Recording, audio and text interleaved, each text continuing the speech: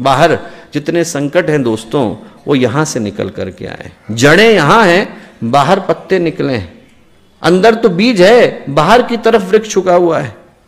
जितने हमारे शरीर के रोग हैं, अंदर यदि आदमी के कर्म खराब हैं तो बाहर की तरफ सारे संकट होते हैं। इधर आदमी के पास कर्म खराब हैं तो आप एक रोग का इलाज नहीं कराइए, दूसरा हो जाता है। अभी आर्थराइटिस का करा रहे थे, अभी अस्थमा शुरू हो गया। अभी अस्थमा कराया नहीं कि डॉक्टर कह रहे हैं कि यहाँ कैंसर हो सकता है। अभी वहां का इलाज कराया नहीं कि किसी ने कह दिया कि साहब एक बार आप इनको दिखा करके आओ। समस्या न तो डॉक्टर के इलाज में है और न कहीं और है, समस्या कर्म के अंदर है। ये ठीक बात है कि उसका इलाज भी कराने की आवश्यकता है। पाइप फट जाएगा तो आदमी को पोंछा लगाने की आवश्यकता पड़ती है, पर सिर्फ पोंछा लगाएंगे उससे पानी आना बंद नहीं होगा, पाइप भी ठीक कराना पड़ता है। वैसे ही कर्म भी ठीक करने पड़ते हैं और बाहर का जो मैनिफेस्टेशन है उसको भी रोकना पड़ता है। अंदर यदि कुकर्म है तो शरीर में रोग आ जाते हैं, मन में तनाव आ जाता है, भावनाओं में विक्षोभ आ जाता है, रिश्तों में दरारें आ जाती हैं, समाज में संकट आ जाता है। ये जो बाहर जितना दिखाई पड़ रहा है दोस्तों, ये सब के सब अंदर के प्रोडक्ट हैं। अंदर से जो संकट निकल करके आया वही बाहर अभिव्यक्त हो जाता है, वही बाहर की तरफ घूम रहा है। आप किसी भी शास्त्र को उठा करके देखें तो साधना से सिद्धि का मार्ग एक ही है, परिष्कार का पथ, आदमी को अपने आप को शुद्ध करने का पथ। योग सूत्र पढ़ेंगे तो योग सूत्र में पातंजलि कहते हैं योगस्य चित्तवृत्ति निरोध, कर्म की शुद्धि योग है। आप यदि साधना का कोई और ग्रंथ पढ़ेंगे, गीता पढ़ेंगे, कर्मण्येवाधिकारस्ते मा फलेषु कदाचन, कर्म की शुद्धि गीता कहती है। ज्योतिष को पढ़ेंगे तो ज्योतिष कहता है केवलम ग्रह नक्षत्रम न करोतु शुभाशुभम, ग्रह नक्षत्र किसी का शुभ अशुभ नहीं करते। सर्व आत्मकृतम कर्म लोकवादो ग्रहायते, आदमी के अपने कर्म है, उसको आप चाहे कोई भी नाम दे दो, कर्म हमारे हैं। कर्म खराब है तो फिर जो है शनि की दृष्टि वक्र हो जाती है, कर्म खराब है तो राहु और केतु भी आदमी को गलत तरह से देखते हैं, कर्म खराब है तो काल सर्प दोष आ जाता है, कर्म खराब है तो नारायण नागबली जन्म ले लेती है, कर्म अच्छे हैं तो गुरु उच्च हो जाते हैं, सूर्य प्रखर हो जाते हैं। जो दोष है वो उधर नहीं है, उधर कुछ नहीं। साधना का जो मूल सिद्धांत है वो ये है कि इनर रेगुलेट्स आउटर बीइंग, अंदर आदमी को सुधारने की आवश्यकता है, आंतरिक परिष्कार, बाह्य नहीं। बाहर में बहुत अच्छी चीजें कर लूं, जगह सुंदर कर लूं और अंदर मेरा व्यक्तित्व खराब हो तो आदमी कितनी देर के लिए बैठेगा। बाहर की सुधार की किसी आवश्यकता नहीं है दोस्तों, अंदर के सुधार की आवश्यकता है। कर्म हमारे, और ऐसा नहीं है कि इन कर्मों से किसी को निष्कासन मिलता हो। हर व्यक्ति, यहां तक कि जहां तक परमात्मा है वहां तक भी व्यक्ति को अपने कर्मों का पुरस्कार या दंड पाने के लिए विवश होना पड़ता है। पुराणों में आप लोगों ने कथा पढ़ी होगी जलंधर दैत्य की। जलंधर दैत्य था और जलंधर को हरा पाने में भगवान शिव सक्षम नहीं हो रहे थे। क्यों? क्योंकि उसकी पत्नी का पुण्य बहुत ज्यादा था। वृंदा जो है वो गंभीर रूप से सती थी और उसका सतीत्व इतना था कि भगवान शिव भी उनको हरा पाने में सक्षम नहीं हो पा रहे थे। तो भगवान विष्णु ने भगवान शिव की सहायता के लिए छल किया, सतीत्व का हरण किया वृंदा का। उससे जलंधर का जो बल था वो कमजोर पड़ा। जलंधर का बल कमजोर पड़ा तो जलंधर को हरा पाए, पर कर्म था ना, तो कर्म का दोष भगवान को भी लेना पड़ा। कर्म के 3 दोष लगे।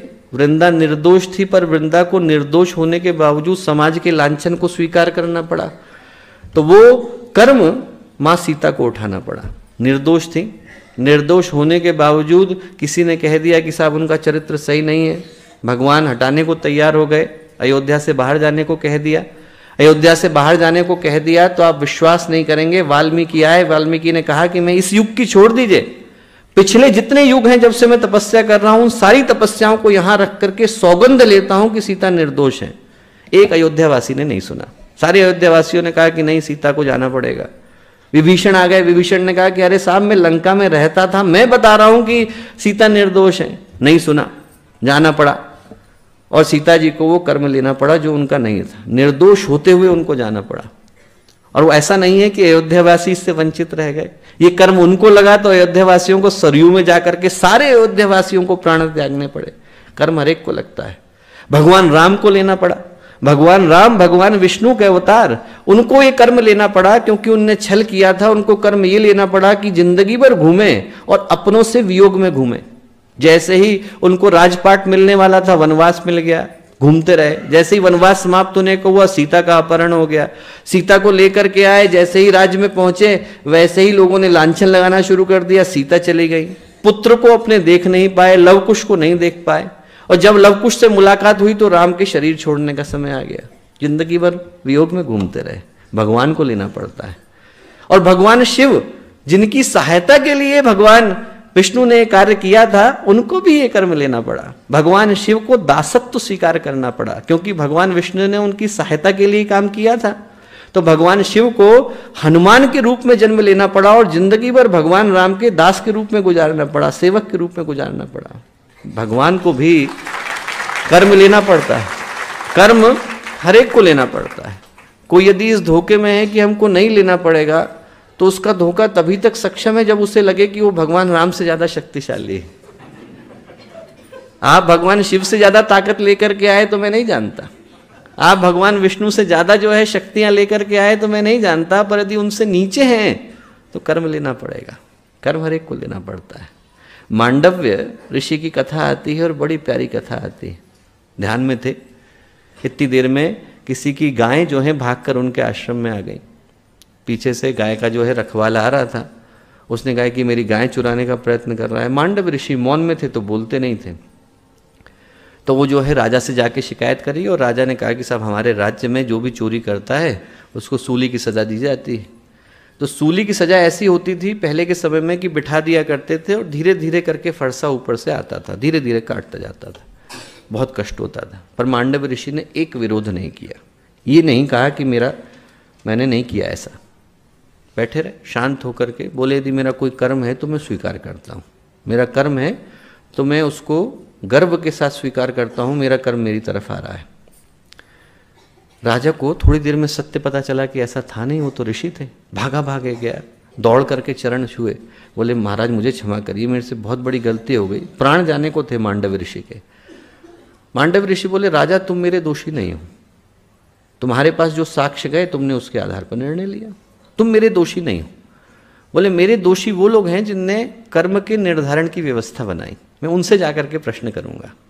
ऊपर पहुंचे, यम को बुलाया, यम आए। यम से उन्होंने कहा कि साहब एक बात बताओ, मेरा ऐसा कौन सा कर्म था कि मुझे सूली मिली निर्दोष होते हुए। तो यम ने कहा कि भाई आपका एक कर्म था कि जब आप 8 साल के थे तो आपने जो है एक चिड़िया की आंख में तिनका चुभा दिया था। बोले कर्म था। मांडव ऋषि ने प्रश्न किया मुझे बोध था, जब मैं 8 साल का था तब मुझे होश था कि मैं क्या कर रहा हूं, इतना विवेक था मुझे। यम ने कहा विवेक तो नहीं था। तो मांडव ऋषि ने कहा कि उस स्थिति में अब मैं निर्धारण करूंगा, क्योंकि अब तुम दोषी हो गए हो।